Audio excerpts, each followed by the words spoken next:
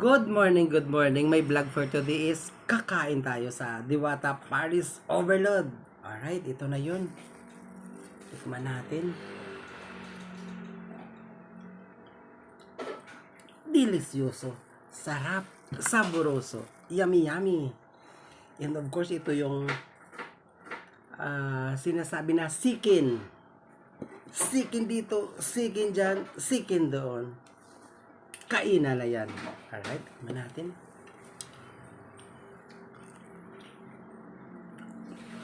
Diba? Sa sobrang sarap, lumalabas. Pati din tayo, diba? Alright, kainan na.